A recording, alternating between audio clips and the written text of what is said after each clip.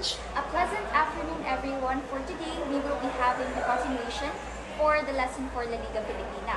But before we start, allow me to present to you the objectives so that we will be guided as we go through this discussion. So for the first objective, this is to discuss the constitution of La Liga Filipina, notably the rights of its members, the founder, and its board of directors. Second is to discover the cause behind Rizal's incarceration after founding La Liga Filipina. And lastly is to understand what transpired with the League during Rizal's exile.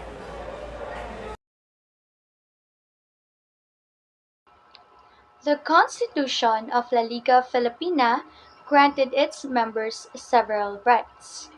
First is that every member has a right to the moral, material, and pecuniary aid of his council and of the Liga Filipina. Sa karapatang ito ay ang moral o the spiritual and emotional support and ang material o ang mga pisikal na bagay gaya ng pagkain, damit, tirahan o anumang bagay na makatutulong sa pang-araw-araw, and the pecuniary or the financial support. Tinitiyak ng karapatang ito na ang mga miyembro ay maaaring umasa sa samahan para sa tulong sa oras ng pangangailangan. Second is that he may demand that all the members favor him in his trade or profession whenever he offers as many guarantees. For this protection, he shall transmit to his popular chief his real name and ang kanyang profesional na katayuan para mapadala ang mga impormasyong ito sa Supreme Chief na siya namang magdadala at magpapahayag ng mga impormasyon sa lahat ng miyembro ng La Liga Filipina.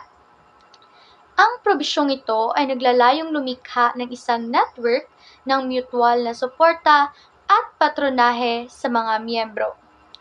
Third, in any want, injury, or injustice, the member may invoke the whole aid of the Liga Filipina. Tinitiyak ng karapatang ito na ang mga miyembro ay maaaring umasa sa samahan para sa proteksyon at tulong sa mga mahirap na sitwasyon. Fourth is that he may request capital for an enterprise whenever there are funds in the treasury. Ang karapatang ito ay naglalayong itaguyod ang pang-ekonomiyang pag-unlad at pagiging sapat sa sarili sa mga miyembro. Fifth is he may demand a rebate of all the institutions or members sustained directly by the Liga Filipina for all articles or services rendered him. So for rebate, ito ay ang pagbabalik ng ibinahagi mo sa konstitusyon or ang mga contribution mo sa konstitusyon. Ngunit, nakadepende ito kung gaano kalaki or kataas ang naging contribution mo sa organisasyon. And ang karapatang ito ay naglalayong hikayatin ang pang-ekonomiyang aktibidad sa loob ng samahan at magtaguyod ng isang pakiramdam ng mga karaniwang interes. Lastly is that no member shall be judged without first being allowed his defense. So dito, tinitiyak ng karapatang ito ang katarungan at tamang proseso sa loob ng samahan. And that was all the rights of the members in the La Liga Filipina Constitution.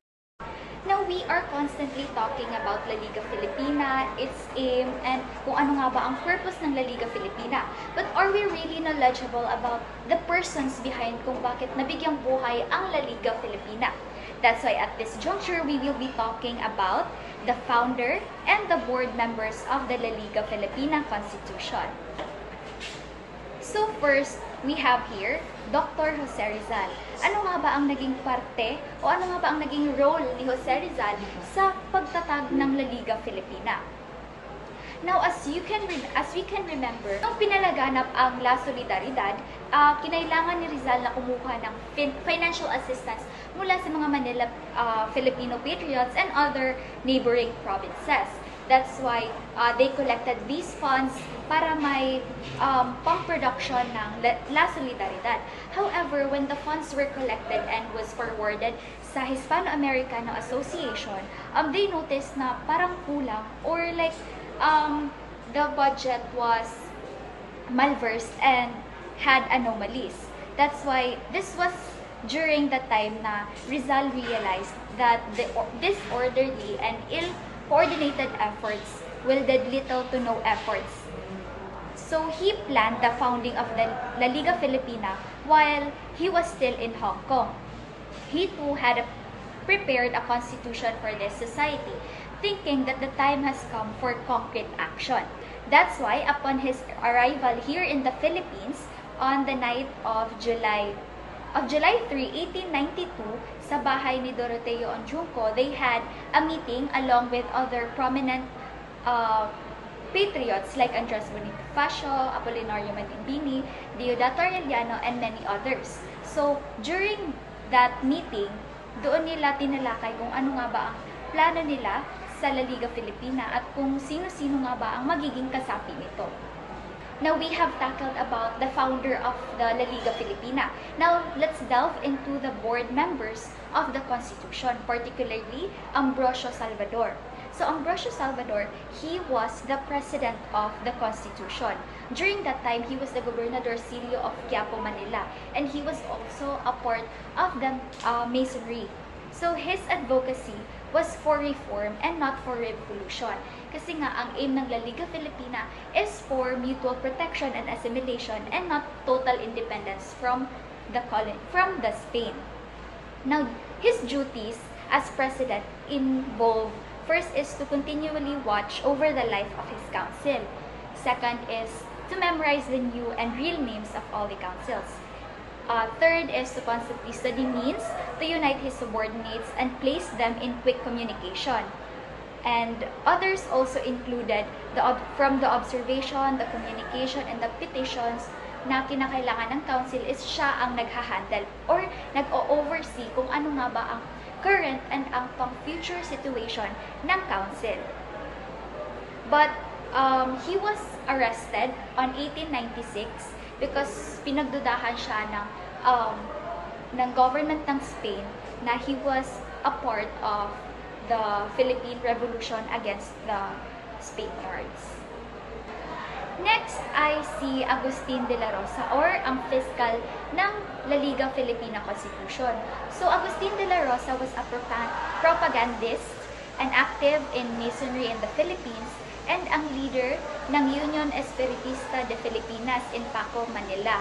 Or this organization is a religious association with more than 1,000 affiliated local and foreign-based centers churches. So, his duties included, the fiscal shall see to it that all comply with their duty. Siya ang in charge kung nagagampanan ba ng mga miyembro ng konstitusyon ang kanilang tungkulin. He also accused in the presence of the council every infraction or failure to perform his duty in any member of the council, and pinapaalam niya rin sa konseho ang bawat panganib na paparating. Siya din ang nagsisiyasat sa kalagayan ng pondo ng council. Ngayon, narito naman si Bonifacio Arevalo, or he was a dentist by profession, kaya he was the founder of the Sociedad Dental de Filipinas. Aside from being a dentist, he was also a sculptor, propagandist, and an ardent patron of music and theater. So, ang ginagawa ni Bonifacio Arevalo is dapat niyang nilalagay niya sa ledger ang mga bagong pangalan ng mga miyembro na bumubuo sa konseho. He also renders strict monthly account sa mga dues or funds na nare-receive ng konseho, noted also by the members with their special countermarks.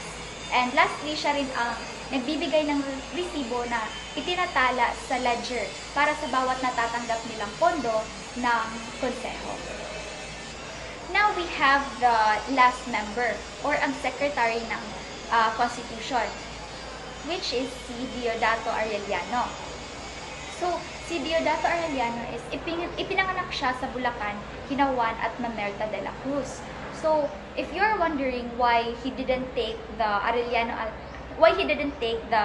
de la Cruz rather as a surname is because naalala niyo pa ba yung kung bakit Mercado ang naging surname ni Rizal? Because it was from the Catalogo Alfabetico de Apellidos or ang family din ni Diodato Arellano is nag-adapt ng surname nila after the Claveria Decree of 1849 na nagre-require sa mga Filipinos who met a certain criteria to pick a new name.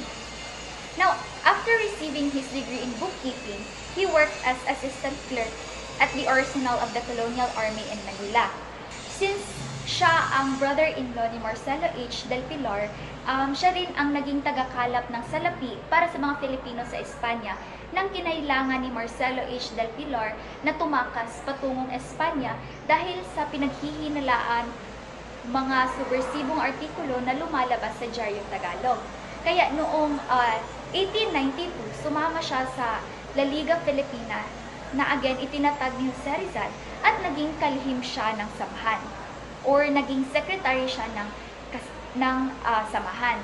So his duty was to keep a record of proceedings and shall announce what it is to be done. Siya ang nag-a-arrange kung ano pa ang dapat na gagawin ng mga miyembro ng konseho. So he shall also have charge of the correspondence of the council. Noong July 7, 1892, nang idineklara ang pagpapatapon kay Rizal sa dapitan, itinatag niya kasama nina Andres Bonifacio, Teodora Pilata, Valentin Diaz at iba pa ang Katipunan na inihalal din siyang unang pangulo ng Katipunan. And also, like the other members and board members ng La Liga Filipina, he too was arrested. Kasi although aim ng La Liga Filipina is assimilation sa Spain, is na-threaten na ang government ng Spain. Kaya kung ano yung itinatatag ni Rizal na organisasyon is pinapadakip at isinasama nila sa kulungan. Kaya ang lahat ng board members, including Rizal, was arrested by the government of Spain. At yun lamang para sa founder at naging board members ng La Liga Constitution. So I'll be discussing kung bakit inaresto si Rizal after niya mabuo or maitatag ang La Liga Filipina. Before that, let me ask you kung napanood niyo nga ba ang report ng Group 1 kung saan natalakay nila kung ano ba ang La Liga Filipina, ang mga konstitusyon at ang reforma nito. At kung wala naman, then let's have a recap about ano nga ba ang La Liga Filipina. So, ang La Liga Filipina ay isang samahan na binuo or itinatag ni Rizal noong July 3, 1892. Jose Rizal intended La Liga Filipina to function as a society that focused on mutual support and self-help among its members. So, in education aspects, layunin ng La Liga Filipina was to promote education for Filipinos para maging malawak ang kaalaman nila. Dahil naniniwala si Rizal na ang edukasyon ang susi para umunlad or ma-develop ang kakayahan ng mga Pilipino at para na rin makamit ang tunay na pagbabago through the spread of knowledge. So in this way, mabibigyan nila ng chance or opportunity ang mga Pilipino na makapag-aral that would help them grow as individuals and as part of a stronger and more united community dahil naniniwala sila na an educated citizen would be capable of fighting for the right at makaambag sa pagbabago ng lipunan. So sa social aspect naman, ang goal ng La Liga Filipina ay palakasin ang pagkakaisa ng mga Pilipino.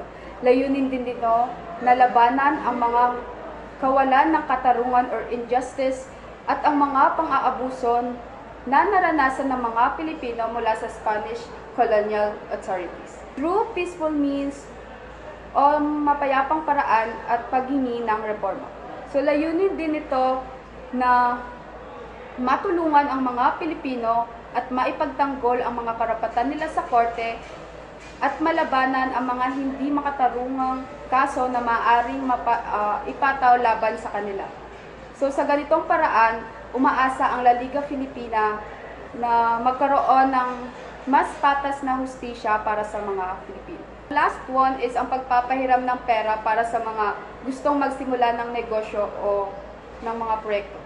So, sa samahang ito, binibigyan nila ang mga Pilipino ng kakayahang magsimula or magpatakbo ng kanilang sariling kabuhayan na makakatulong din sa pag-unlad nila kahit nasa ilalim pa rin ng pamahala ng mga Espanya. And as you can see naman na maganda at payapa ang layunin ni Rizal sa pagbuo or papatupad ng La Liga Filipina. Ang pagpapatatag niya ng La Liga Filipina ay naging banta sa pamamahala nila sa Pilipinas. Kaya natatakot ang mga Espanyol na maging daan ang La Liga Filipina para mapag-isa ang mga Pilipino at pagpapalaganap ng nasyonalismo. Kaya nila inaresto si Rizal noong July 6, 1892. At noong July 7, 1892, tinapon nila si Rizal sa dapitan para matiyak na ng mga Espanyol na mapatahimik ang kanyang impluwensya at para mapigilan ang anumang imposibleng pag-aalsa na galing sa pagkakaisa ng mga Pilipino. Ginawa ito ng mga Espanyol para mapigilin nila ang paglakas ng La Liga Filipina at para mapanatili ang kanilang pagkontrol sa Pilipinas. So habang nasa dapitan si Rizal, ay nagpatuloy siya sa pagtulong sa mga Pilipino sa abot ng kanyang makakaya. Nagdulot naman ng mabuting pagbabago ang pagpapatuloy ng pagbibigay niya ng tulong sa dapitan, kaya nanatili ring naging mahigpit or binabantayan siya ng mga Espanyol para hindi na maibalik sa aktibo ang kanyang samahan laban sa Spanish colonial government. What happened to Rizal League while Rizal was on exile? After Jose Rizal was deported to Dapitan, the La Liga Filipina became inactive. However, Domingo Franco and Andres Bonifacio reorganized it, and Apolinario Mabini became the secretary. Mabini suggested that the Liga supported the La Solidaridad, a publication pushing for reforms in the Philippines, and raise money to cover the cost of sending representatives to Spain to ask for reforms. In the beginning, the La Liga was active and Bonifacio worked hard to organize groups in different parts of Manila. But after a few months, the leaders of the Liga decided to dissolve the organization. They realized that many of the local chapters Bonifacio had formed no longer wanted to send money to the Spanish reformers because they believed, like Bonifacio, that peaceful reforms efforts were pointless. Fearing that the more radical members would take control and worried about retaliation from the Spanish authorities, the Liga's leaders chose to disband the group. The next is Liga membership split into two groups, the conservatives and radicals. Sapagkat wala pang patunay na ang La Liga Filipina ay nahati sa dalawang grupo na conservatives at radicals, maaari nating tingnan ang iba't ibang pananaw at layunin ng mga miyembro ng La Liga Filipina upang mas maunawaan natin ang posibleng pagkakaiba ng kanilang mga ideolohiya. The first is conservatives. Ano ang layunin ng conservatives, ng mga conservatives? Ang mga ito ay maaaring naghahangad ng mga reforma sa pamamagitan ng mapayapang paraan at pakikipag-ugnayan sa mga Espanyol. Naniniwala sila na ang mga reforma ay maaaring makamit sa pamamagitan ng pagsulong ng mga karapatan ng mga Pilipino sa loob ng sistema ng mga kolonyal. Kabilang dito ang mga edukadong Pilipino na naghahangad ng mas malaking representasyon sa pamahalaan at mas mausay na edukasyon para sa mga Pilipino. The next one is radicals. Led by Bonifacio, devoted themselves to a new and secret society, the Katipunan, which Bonifacio had organized on the very day, July 7, 1892. Rizal was deported to Dapitan. So ano nga ba ang grupo ng radicals? Ang layunin nila ay ang mga ito ay maaring mas agresibo sa kanilang mga pananaw at naghahangad ng mas malaking pagbabago.